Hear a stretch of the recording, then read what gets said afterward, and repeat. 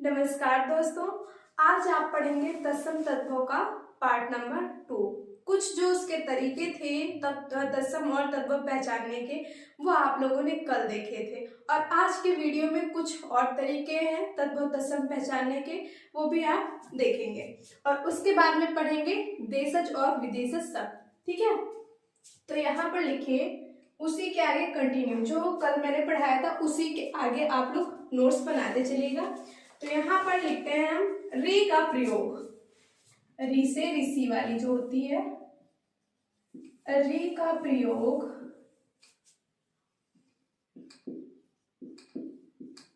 तत्सम शब्द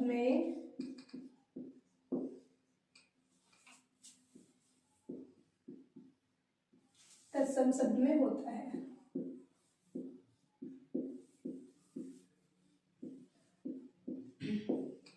जो री से ऋषि है, ये वाली इसकी मात्रा लगती है किसी भी चीज में। ठीक है, तो जो ये री है, इसका प्रयोग किसमें देखने को मिलता है? तो तत्सम शब्दों में। ठीक है, तो यहां पर लिखिए तत्सम शब्द, तत्सम शब्द और तद्भव शब्द।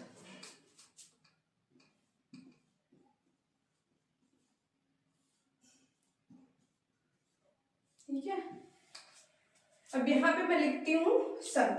तो यहाँ पर लिखिए कृषक, कृषक, घृत, घृणा, घृत, घृणा, और लिखिए ग्रह, नृत्य, गृहिणी, गृहिणी।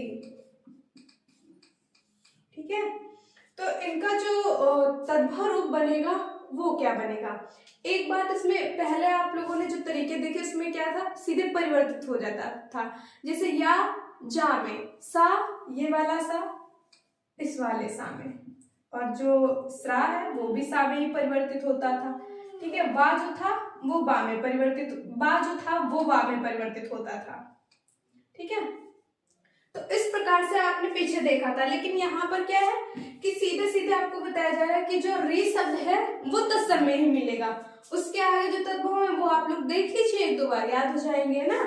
तो देखिए कृषक का होगा किसान, कृषक का किसान, और घृत का घी हो जाएगा, घृणा का घिन, घृणा का घिन हो जाएगा तद्भव रूप, और ग्रह का तद्भव रूप हो जाएगा घर, नृत्य का तद्भव रूप हो जाएगा नाच, और गृहिणी का जो है वो हो जाएगा घरिणी। ठीक है, घरिणी। उसके बाद एक और देखिए मृत्तिका, मृत्तिका, तो मृत्तिका का क्या हो जाएगा? मिट्टी, मृत्तिका का मिट्टी।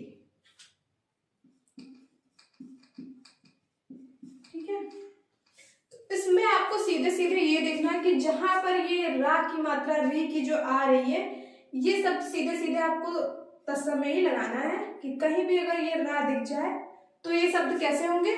तत्सम होंगे। और ये आप लोग एक बार पढ़ लीजिए, याद हो जाएंगे आपको। ठीक है, या फिर आपको ऑप्शन दिए गए हैं या पूछ रहा है कि कृषक का तद्भव रूप क्या होगा, तो आप लोग जब ऑप्शन देखेंगे तो क्या है कि समझ में आ जाएगा। ठीक है, कृषक का क्या होगा? किसान होगा। इस तरह से आप इसको याद रख सकते हैं। अब बात करते हैं दूसरे नियम की। दूसरा तरीका क्या है पहचानने का? तो देखिए चंद्र बिंदु, चंद्र बिंदु, और चंद्र बिंदु कैसा होता है? चांद की तरह होगा भाई, नाम जब है उसका चंद्र बिंदु, तो चांद ऐसे, बिंदु ये लगा दो, और ये किसी शब्द के ऊपर ऐसे लगना है। ठीक है, तो चंद्र बिंदु का प्रयोग तद्भव में होता है, चंद्र बिंदु का प्रयोग तद्भव में होता है, तद्भव शब्दों, तद्भव शब्दों में होता है। ठीक है, यदि कहीं पे आपको री दिख जाए तो क्या होगा? वो तत्सम होगा। लेकिन चंद्र बिंदी अगर दिख रही है आपको तो वो तद्भव होगा। ठीक है, देखिए यहाँ पर लिखिए आप चंद्र, चंद्र। ठीक है, उसके बाद लिखिए मुख, लंग, पुच्छ, संड, और उसके बाद लिखिए सुंड, हास्य, वंश। ठीक है, तो यहाँ पर कहीं कहीं पे तो आप देख रहे होंगे कि केवल बिंदी लगी हुई है। ठीक है, और कहीं कहीं पे कोई बिंदी बिंदी नहीं है, जैसे कि मुख पे नहीं है, पुच्छ पे नहीं है, सुन पे नहीं है, ठीक है, हास्य पे नहीं है। लेकिन ये जो परिवर्तित होंगे तो तत्भव में जाके क्या होगा, इन सबके ऊपर चंद्र बिंदी का प्रयोग होगा। चंद्र का क्या हो जाएगा, चांद, चंद्र का चांद, और मुख का मुंह, मुख का मुंह, लंग का हो जाएगा लंगड़ा, लंगड़ा। ठीक है, और पुच्छ का हो जाएगा पूंछ, पुच्छ का पूंछ हो जाएगा। संड का हो जाएगा सांड, सांड, संड का क्या हो जाएगा, सांड। ठीक है, और सुंड का हो जाएगा सूंड, सूंड, और हास्य का हो जाएगा हंसी, हास्य का हंसी, और वंश का हो जाएगा बांस, वंश का क्या हो जाएगा, बांस। ठीक है, सुंड का हो जाएगा सूंड, और संड का हो जाएगा सांड। तो जहां पर आपको चंद्र बिंदी दिखती है वहां पर क्या होगा, वो सीधे सीधे आपको लगाना है कि ये तद्भव है। ठीक है, और उसके बाद ये जो तत्सम है ये एक दो बार पढ़ लीजिए, आप लोग याद हो जाएगा। और देखिए यहाँ पर जैसे मैंने आपको नियम बताया था या फिर तरीका, तो ये आप कह सकते हैं, मैंने बताया था आपको कि जो वा है वो बा में परिवर्तित हो जाता है। तो सारे के सारे जो तरीके हैं ना वो एक दूसरे से संबंधित है। ठीक है, अभी यहाँ पर आप देख रहे थे क्या कि चंद्र बिंदी का प्रयोग होता है, लेकिन यहाँ पर आपको साथ में क्या मिला, वा मिला। तो वा मैंने आपको पहले ही बताया था बा में परिवर्तित होता है। देखिए वंश था तो क्या हो गया, बांस हो गया। और मैंने आपको एक चीज बताई थी कि जो ये सा है इस वाले सा में परिवर्तित हो गया। तो यहाँ पर देखिए आपको एक तो ये भी देखने को मिल रहा है चंद्र बिंदी वाला। ठीक है, और दूसरा आप यहाँ पर वो तरीका भी याद रख सकते हैं कि सा की जगह पर सा आ जाता है। ठीक है, तो अब इसके बाद हम देखेंगे एक और तरीका।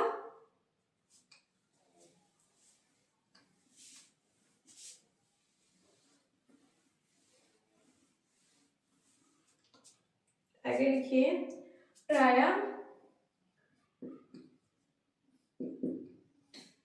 रा के रूप तत्सम में, रा के रूप तत्सम शब्दों में प्रयोग होते हैं, तत्सम शब्दों में प्रयोग होते हैं।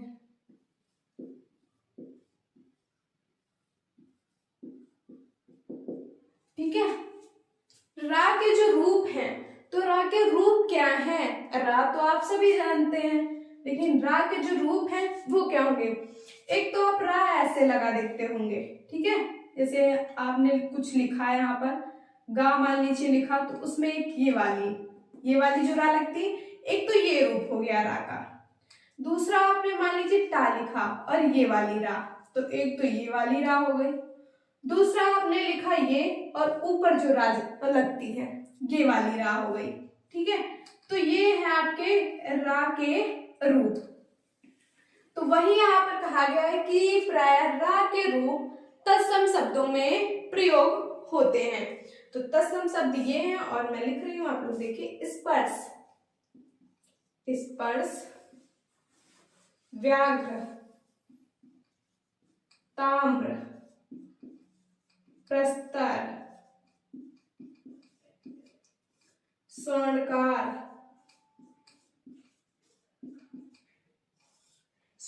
उसके बाद हरिद्रा,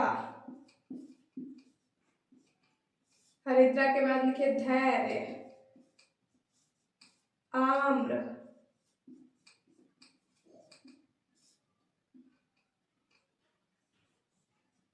अब देखिए मैंने बताया आपको रा के रूप, ठीक है। तो यहाँ पर देखिए पहले तो ये वाला रा आपको मिलेगा, ये देखिए स्पर्श में सा के ऊपर रा दिखाई पड़ रहा है। उसके बाद व्याघ्र में ये वाला रा लगा हुआ है, नीचे वाला ये देखिए।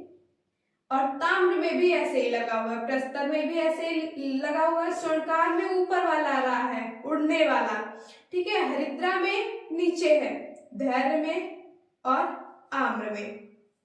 तो इनमें इनका तत्सम रूप ये है, जहां पर इस तरह के आपको रा दिखाई पड़े वहां पर सीधा सीधा आपको याद रखना है कि ये जो शब्द होंगे वो तत्सम होंगे, ठीक है। अब इनका तद्भव क्या होगा, तो स्पर्श का हो जाएगा परस, स्पर्श क्या क्या होगा, परस।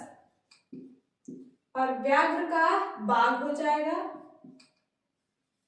और ताम्र का जो है वो तांबा हो जाएगा, ताम्र का तांबा हो जाएगा। और प्रस्तर का पत्थर, प्रस्तर का पत्थर हो जाएगा। स्वर्णकार का सुनार, स्वर्णकार का सुनार। हरिद्रा का हल्दी, और धैर्य का हो जाएगा धीरज, धैर्य का धीरज। आम्र का आम्र, आम्र का आम, ठीक है। तो ये है इसके तद्भव रूप। स्पर्श का क्या हो जाएगा, परस। व्याघ्र का बाघ, ताम्र का तांबा, प्रस्तर का पत्थर, स्वर्णकार का सुनार, हरिद्रा का हल्दी, धैर्य का धीरज, आम का आम्र हो जाएगा, ठीक है। यहाँ पर भी देखिए आप लोग जो वा बताया था मैंने, बा में परिवर्तित होता है, यहाँ पर भी वो दिख रहा है आपको, ये देखिए वा है और यहाँ पर जाके बा बन गया, व्याघ्र का बाघ हो गया है, ठीक है। तो इस तरह से ये जो आपके तरीके हैं याद करने के और शॉर्टकट में है, ठीक है। तो इनको आप याद कर सकते हैं।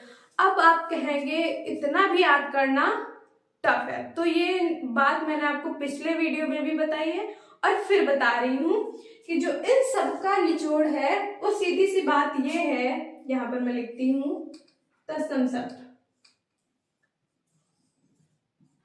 तत्सम शब्द जो है इनको बोलने में कठिनाई आती है, जुबान पे भार पड़ता है, बल लगता है बोलने में, ठीक है, स्ट्रेस पड़ता है जुबान पे। तो यहाँ पर लिख लीजिए, इनको बोलने में या फिर इनका उच्चारण करने में, इनका उच्चारण करने में कठिनाई आती है।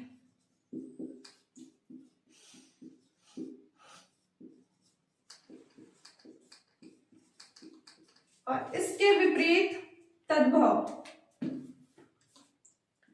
तद्भव की बात करी जाए, तद्भव शब्द जो है वो आसानी से बोले जा सकते हैं, इनका उच्चारण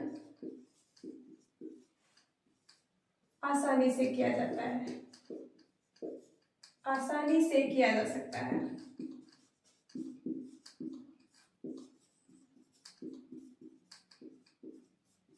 ठीक है, किया जाता है, हो जाता है, ठीक है, जो भी लिखना है लिख लीजिए। लेकिन ये क्या है, ये आपको एक, अगर नहीं आपको याद होता है या फिर याद भी है आपको लेकिन आप परीक्षा हॉल में बैठे हुए हैं और कुछ कंफ्यूजन हो रहा है कि इसको समझने में कि इसमें कौन सा तद्भव होगा या फिर कौन सा तत्सम होगा, तो आपको सीधा सा याद करना है कि जो तत्सम है, सम, सम का मतलब ही संस्कृत होता है, जो संस्कृत से सीधे आ गए हैं हिंदी में, ठीक है। संस्कृत में थे लेकिन उनको सीधे उठा के हिंदी में प्रयोग में लाया जाने लगा, तो उन्हीं को कहते हैं तत्सम। तो तत्सम मतलब सीधा संस्कृत के शब्द, और संस्कृत के शब्द तो थोड़ा सा कठिन होते हैं, लेकिन तद्भव का मतलब होता है हिंदी। ये बात आपको याद रखनी है, पहचान तो आप लेंगे, ठीक है। तद्भव मतलब हिंदी, और सम, यहाँ पर जहां पर आपको सम दिखे, सम मतलब संस्कृत और भव मतलब हिंदी, तो तद्भव तत्सम मतलब जिनका उच्चारण करते समय कठिनाई आए, जुबान पे स्ट्रेस पड़े, बल पड़े, ठीक है, जैसे आप बोल के देख सकते हैं यहाँ पर। पिछले वीडियो में भी मैंने आपको बोल के दिखाया था कि देखिए ये जो है इन पे थोड़ा सा भार पड़ रहा है। स्पर्श जुबान जब आप बोलेंगे तो देखेंगे कि जुबान पे बल पड़ रहा है स्पर्श बोलने में। ऐसे व्याघ्र, ताम्र और तांबा सीधा सीधा मुंह से निकल रहा है ना। जैसे ही आप ये रा बोलते हैं तो थोड़ा सा जो है वो बल पड़ता है जुबान पे, लेकिन बाघ और तांबा बोलते हैं आप तो बिल्कुल भी बल नहीं पड़ता है।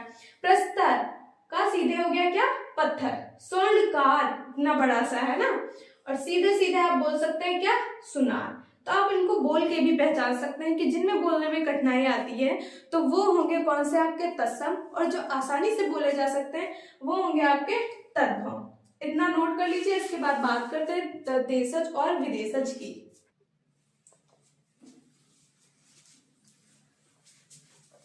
अब हेडिंग डालिए देशज शब्द या फिर देसी, है ना, देशज या फिर आप इनको देसी भी कह सकते हैं।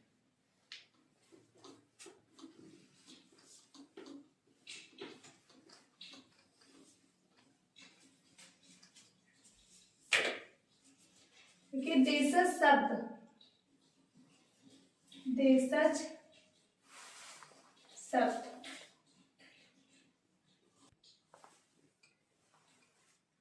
देशज शब्द। तो पहले हम देखेंगे कि ये जो देशज है इसका अर्थ क्या है। देशज का अर्थ क्या है, तो ये दो शब्दों से मिलकर, देशज शब्द जो है वो दो शब्दों से मिलकर बना है। एक तो देश, दूसरा है जा।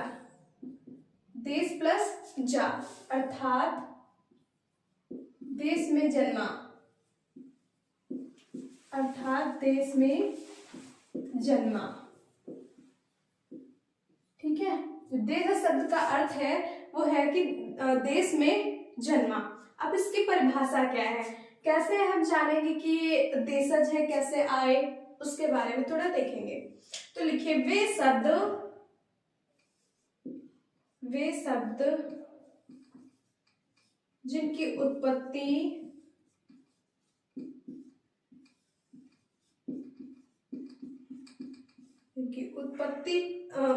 के मूल का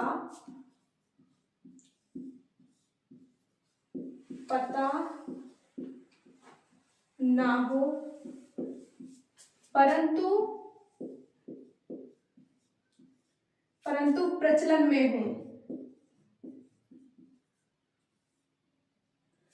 परंतु प्रचलन में हो, ऐसे शब्द देशज शब्द कहलाते हैं, या फिर ऐसे शब्द देशज कहलाते हैं।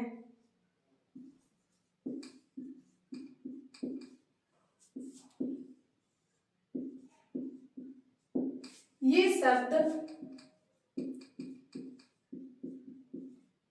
आमतौर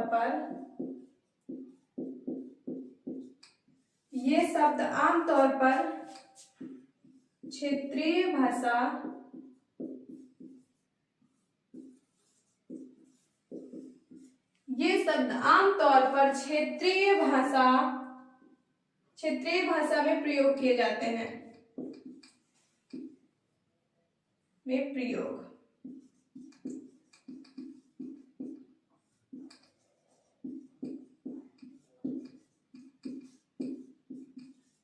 ठीक है, ये है देशज शब्द की परिभाषा। तो इसमें क्या लिखा हुआ है एक बार पढ़ के देखते हैं। वे शब्द जिनकी उत्पत्ति के मूल का पता ना हो। ठीक है, मूल का पता ना हो मतलब हमें ये नहीं पता है कि ये शब्द जो है किस धातु से आया या किससे बना, ये हमको नहीं पता है। वे शब्द जिनकी उत्पत्ति के मूल का पता ना हो परंतु प्रचलन में हो, ठीक है, प्रचलन में है, ऐसे शब्द देशज कहलाते हैं। ये शब्द आमतौर पर क्षेत्रीय भाषा में प्रयोग किए जाते हैं, क्षेत्रों में बोली जाने वाली भाषा में प्रयोग किए जाते हैं। अब हम देखते हैं कि देशज शब्द होते क्या हैं। तो यहाँ पर लिखिए गड़बड़, गड़बड़, खिड़की, गड़बड़ खिड़की, लोटा, पगड़ी, गड्ढा, गड्ढा, उसके बाद लिखिए खट्टा, गड़गड़ाना, गड़गड़ाना, उसके आगे लिखिए इधर चिड़िया, चिड़िया, कुल्हड़, पेट, हिनहिनाना, हिनहिनाना,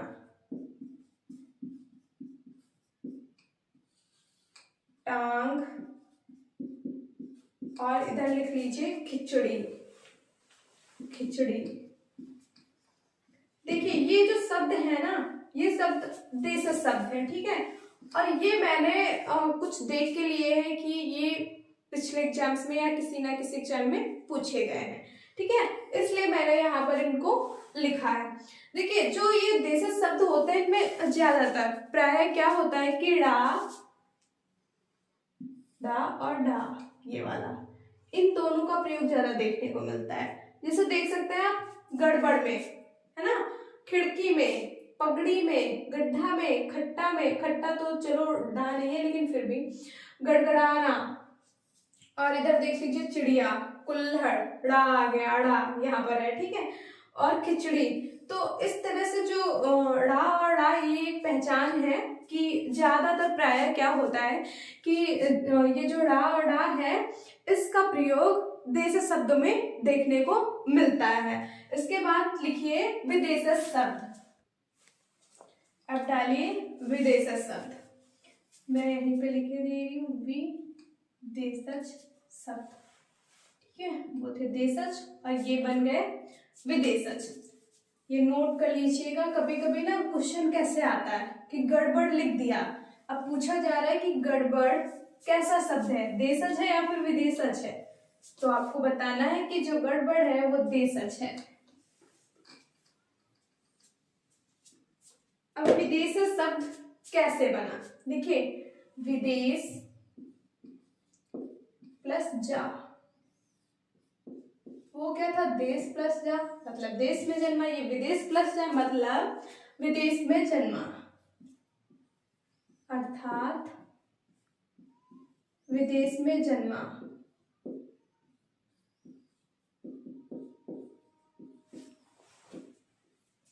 ठीक है, देखिए जो देशज शब्द हैं वो अपने ही देश के हैं, लेकिन उनका ये नहीं पता कि उनकी उत्पत्ति कैसे, लेकिन है तो देश के ही, अपने अपने देश में ही बोले जाते हैं। और बहुत मतलब बहुत सालों से, बहुत पीछे से, मतलब प्राचीन काल से ये शब्द बोले जा रहे हैं, हिंदी में प्रयोग किए जा रहे हैं, ठीक है। और यहाँ पर क्या है, विदेशज शब्द, विदेशज शब्द कैसे आए, हिंदी में कैसे प्रयोग होने लगे। हिस्ट्री जब आप पढ़ेंगे तो देखेंगे कि बहुत सारे अंग्रेजों ने भारत पे शासन किया, ब्रिटिश लोगों ने शासन किया, ठीक है, तो उनके साथ रहने में, संपर्क में रहने से, बोल चाल में, तो उनके एकाध शब्द जो हैं, बहुत सारे एकाध क्या, तो वो अपनी हिंदी में जो का त्यों प्रयोग किए जाने लगे, इसीलिए उनको नाम दे दिया गया विदेशज शब्द, ठीक है। तो यहाँ पर लिखिए परिभाषा, विदेशी भाषाओं से, विदेशी भाषाओं से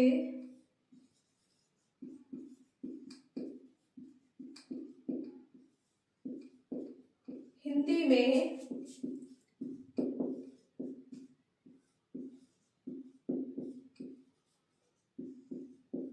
आए शब्दों को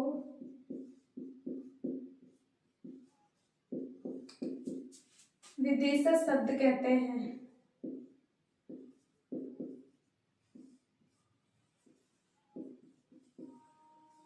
विदेशज शब्द, विदेशी भाषा से हिंदी में आए शब्दों को विदेशज शब्द कहा जाता है, कहा जाता है। इन विदेशी भाषाओं में, इन विदेशी भाषाओं में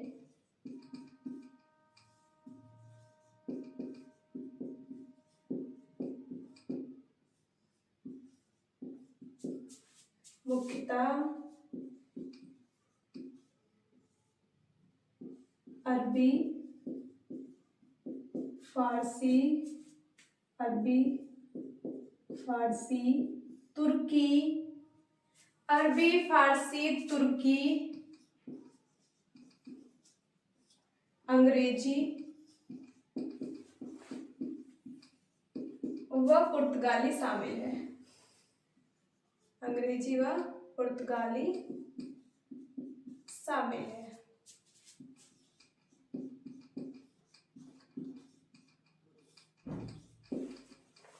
ठीक है, तो ये जो परिभाषा है इसको एक बार पढ़िए कि ये क्या कह रही है। अभी मैंने आपको बताया भी कि विदेशी भाषाओं से हिंदी में आए शब्दों को विदेशी शब्द कहा जाता है। और इन विदेशी भाषाओं में भी कौन सी भाषाएं थी, तो इन विदेशी भाषाओं में मुख्यतः अरबी, फारसी और तुर्की, अंग्रेजी व पुर्तगाली भाषाएं जो थी वो शामिल हैं। तो अभी मैंने आपको बताया कि जो भारत है उसमें बहुत सारे अंग्रेजों ने शासन किया, तो उनके संपर्क में रहने से और उनके जैसा बोलने से, उनकी बोलचाल से, तो कुछ जो शब्द हैं उन लोगों के वो अपनी हिंदी में ज्यों का त्यों प्रयोग किए जाने लगे, इसीलिए उनको विदेशी शब्द कहा जाने लगा। जो देशज है वो तो देश में ही जन्मे, बस उनके मूल का पता नहीं है। तो सबसे पहले हम बात करेंगे अरबी के शब्दों की। तो यहाँ पर लिखिए अरबी। यहाँ पे देखो दो तरह से क्वेश्चन बनता है इसमें से। देशज में तो खैर एक ही है कि देशज शब्द कौन से होते हैं। इसमें इतनी सारी भाषाएं हैं, अरबी, फारसी, तुर्की, अंग्रेजी, पुर्तगाली। तो इसमें एक तो डायरेक्ट क्वेश्चन बनता है कि आपको कोई शब्द दिया गया और पूछा जा रहा है कि ये देशज है या फिर विदेशज। ठीक है। दूसरा इस तरह से पूछा जा सकता है कि फारसी का शब्द कौन सा है, या फिर इसमें पुर्तगाली शब्द कौन सा है, अंग्रेजी शब्द कौन सा है। ठीक है, तो इसलिए मैं आपको अलग अलग करके बता रही हूँ यहाँ पे कि अरबी के शब्द कौन से हैं और फारसी के कौन से होंगे, तुर्की में कौन से आएंगे और पुर्तगाली में कौन से आएंगे, अंग्रेजी में कौन से आएंगे। ठीक है, तो यहाँ पे मैं लिखती हूँ और आप लोग नोट करते चलिएगा। और सब मिला के अरबी, फारसी, पुर्तगाली, अंग्रेजी, तुर्की सब मिला के विदेशज में। ठीक है, तो यहाँ पर लिखिए अजब। अजब, अदालत, अक्ल, आदमी, आदमी, औरत, आदमी, औरत, और उसके बाद लिखिए इज्जत, इज्जत, ख्याल, किताब, मुहावरा, मुहावरा, मजबूर, मजबूर और नकल,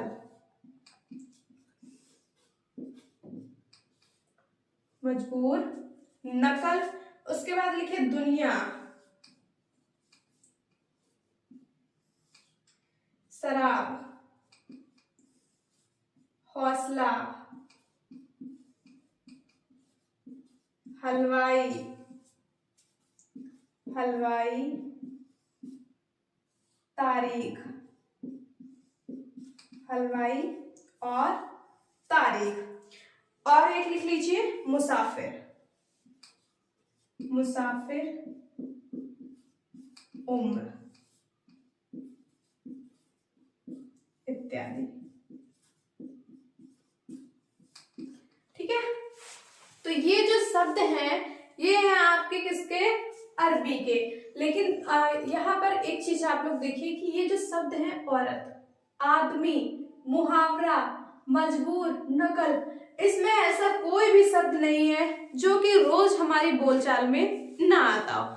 जितने भी शब्द मैंने यहाँ पे लिखे रोज के रोज बोलचाल में आते हैं, प्रयोग में आते हैं। ठीक है, और कभी भी अगर आप लोगों ने या जो भी कोई है पहले कभी ना पढ़ा हो और पढ़ रहा हो तो उसको ये नहीं लगेगा कि ये अरबी के हैं, क्योंकि ये तो हम रोज अपने प्रयोग में लाते हैं हिंदी में, तो ये ऐसा लगता है पढ़ के कि ये तो सब हिंदी के ही शब्द हैं। ठीक है, लेकिन जब हम पढ़ते हैं विदेशी शब्द तब पता चलता है कि ये है किसके, अरबी के शब्द, और ये आते हैं विदेशज में। ये कहाँ से आए, तो ये विदेश से आए। है, ठीक है। विदेशी जो लोग थे वो इन शब्दों को बोलते थे, लेकिन इनका जो ज्यों की त्यों ये हिंदी में अपना लिए गए, ठीक है। इसीलिए इनको हम पढ़ रहे हैं। आदमी, रोज की रोज हम लोग इसको किसी ना किसी वाक्य में प्रयोग ही कर देते हैं। औरत, नकल, नकल परीक्षा में नकल करना है ना, मजबूर। मुहावरा, मुहावरा लोग उक्तियां पढ़ते हैं ना, तो ये जो मुहावरा है ये हिंदी का नहीं बल्कि अरबी से आया हुआ शब्द है। किताब, किताब हम रोज पढ़ते हैं ना। ख्याल, इज्जत, दुनिया, शराब, हौसला, हलवाई, तारीख, मुसाफिर, उम्र, ठीक है। इधर अक्ल, अदालत, अजब, ये जो शब्द है ये ना उसके अरबी के हैं, ठीक है। तो ये डायरेक्ट हिंदी में आ गए, इसीलिए इनको विदेशी शब्द कहा जाता है। इसके बाद बात करेंगे हम फारसी के शब्दों की। यहाँ से क्वेश्चन ऐसे बन सकता है कि जो नकल शब्द है वो किस भाषा का है, तो आपको किस भाषा का बताना है, अरबी का, ठीक है। इतना नोट करिए। अब यहाँ पर डालिए फारसी, फारसी। अब हम देखेंगे फारसी के शब्दों को, ठीक है। तो जो फारसी में है वो है आतिशबाजी, आतिशबाजी, कमीना, आवाज, आवाज, आवाज, आवाज, आवारा, आवारा जिंदगी, खामोश, जिंदगी के बाद खामोश, रंग, रंग, ठीक है। चश्मा, रंग, चश्मा, दीवार, जलेबी, खाने वाली है ना, तो वो किस में आती है, तो वो फारसी का शब्द है। जलेबी के बाद कुश्ती, किशमिश,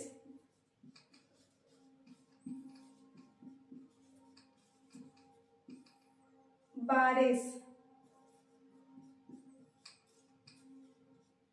किशमिश, बारिश, मोर्चा इत्यादि। और भी बहुत सारे हैं, लेकिन मैंने आपको कुछ इम्पोर्टेंट शब्द बताए हैं, ठीक है। देखिए, आतिशबाजी, आतिशबाजी, कमीना, आवाज, आवाज, आवारा, जिंदगी, खामोश, रंग, चश्मा, ठीक है। उसके बाद दीवार, जलेबी, कुश्ती, किशमिश, बारिश, मोर्चा, ये सब किस में आते हैं, तो ये सब शब्द जो हैं ये फारसी से आए हैं, जो कि हिंदी में बोले जाते हैं। और देखिए ये रोज प्रयोग में आते हैं, ठीक है। आवाज हो गया, आवाज हो गया, जिंदगी है, कहेंगे आप आवाज धीरे करके बात करो, है ना। तो इसके बाद हम देखेंगे अंग्रेजी के शब्द। अंग्रेजी,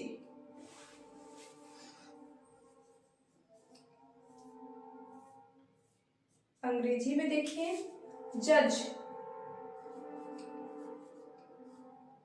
जज, tax,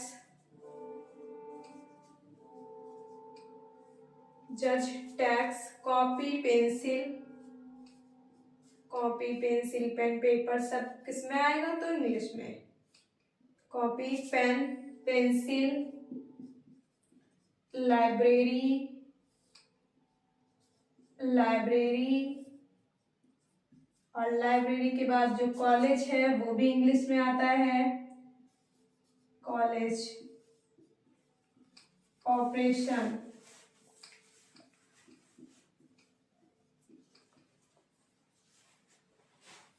operation, sweater, clerk, coat. इसके बाद देखिए जैम,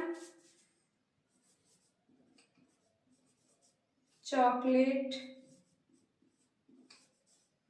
जैम, चॉकलेट, और लिखिए टॉफी, बिस्कुट, ये सब किसमें है? तो ये सब अंग्रेजी के हैं। टॉफी, बिस्कुट, और उसके बाद स्कूटर, ट्रेन, बस, कार,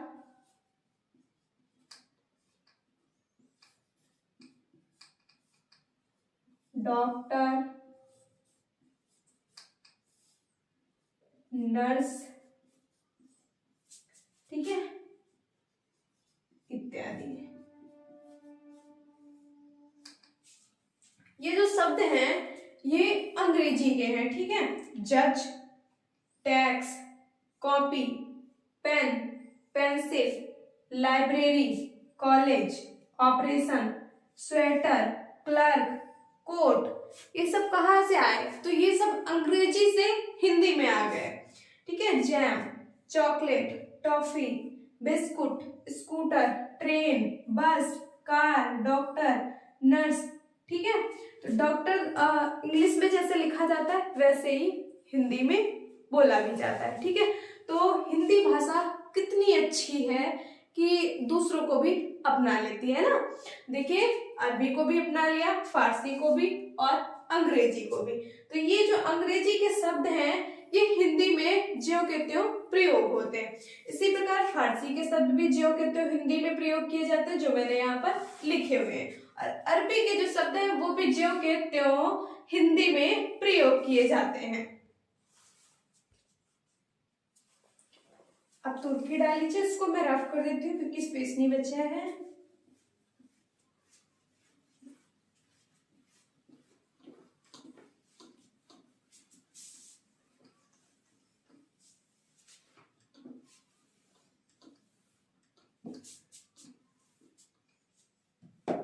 यहाँ पर लिखिए तुर्की।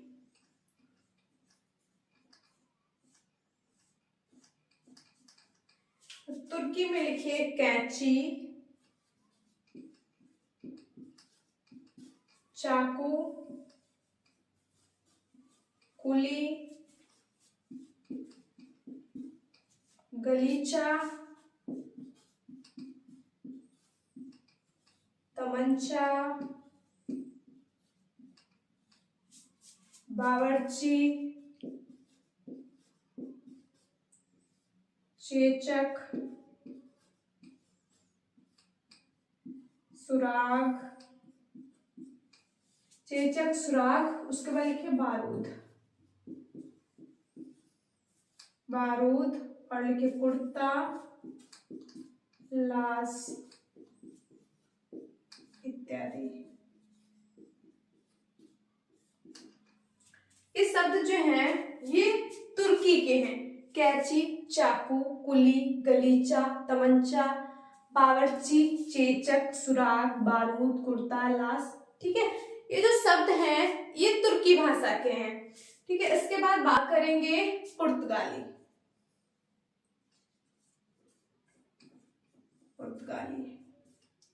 तो पुर्तगाली से कौन कौन से शब्द लिए गए हैं? देखिए अलमारी, इन शब्दों में ज्यादातर जो पुर्तगाली शब्द है इनमें अल शब्द देखने को आगे मिलेगा। अलमारी, आलपिन, गोभी, संतरा,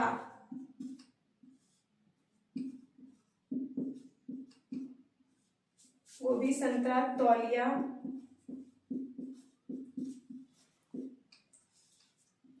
उसके बाद लिखिए कॉफी, गोदाम, कमीज, कमरा, बारूद,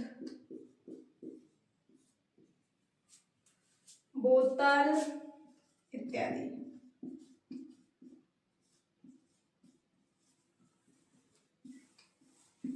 ठीक है, ये जो शब्द है ये पुर्तगाली शब्द है, ठीक है। कभी सोचा भी नहीं होगा कि ये पुर्तगाली शब्द है। जैसे देखिए हम तो इसको डेली यूज करते हैं, डेली या फिर नहीं डेली तो कभी कभार हफ्ते में 1-2 बार तो यूज ही करते हैं ना। कि संतरा खा लो या फिर संतरा खरीद के ले आओ, गोभी सब्जी, है ना। तो कभी सोचा भी नहीं कि ये जो शब्द हैं ये पुर्तगाली होंगे, लेकिन ये पुर्तगाली है, हिंदी में प्रयोग किए जाने लगे। ठीक है, तौलिया, कॉफी, गोदाम, कमीज, कमरा, बारूद, ये शब्द जो हैं ये पुर्तगाली शब्द हैं। अब कुछ शब्द ऐसे भी हैं जिनको हिंदी ने बदल करके अपनाया है। ठीक है, ये जो शब्द हैं इनको तो ज्यों का त्यों अपना लिया हिंदी ने, ठीक है, लेकिन कुछ जो शब्द हैं उनको हिंदी में, अंग्रेजी के शब्द हैं उनको हिंदी में कन्वर्ट करके तब अपनाया है। जैसे देखिए वो भी मैं यहाँ पे लिखती हूँ। इसके बाद देखिए यहाँ पर लिखिए ऑफिसर, ये अंग्रेजी का शब्द है, ऑफिसर। ठीक है, तो ऑफिसर को कन्वर्ट करके तब अपनाया गया। ठीक है, तो ये क्या हो गया, अफसर, अफसर। ठीक है, इसी प्रकार देखिए लैंटर्न, लैंटर्न, और इसको कन्वर्ट कर दिया तो ये क्या बन गया, लालटेन। और कैप्टन, कैप्टन, जो कैप्टन है उसको किस में बदल दिया गया, कप्तान में, इसको हिंदीकरण कर दिया गया। हॉस्पिटल, हॉस्पिटल, हॉस्पिटल जो है उसका बन जाएगा अस्पताल, अस्पताल। ठीक है, ये जो शब्द हैं ये आपके विदेशज में ही आएंगे, लेकिन क्या है कि जो हिंदी भाषा है उसने इनको डायरेक्ट इस रूप में नहीं अपनाया, इनको बदल करके, इनका हिंदीकरण करके तब इनको अपनाया। तो आज की क्लास आपको कैसी लगी कमेंट सेक्शन में कमेंट करके जरूर बताएं। देशज विदेशज और तत्सम तद्भव आज आपको समझ में आ गए होंगे, और जो तत्सम तद्भव के नियम कुछ बचे हुए थे समझने के तरीके, वो भी मैंने आज आपको बता दिए हैं। आशा करती हूँ आपको यह वीडियो जरूर पसंद आएगा। धन्यवाद।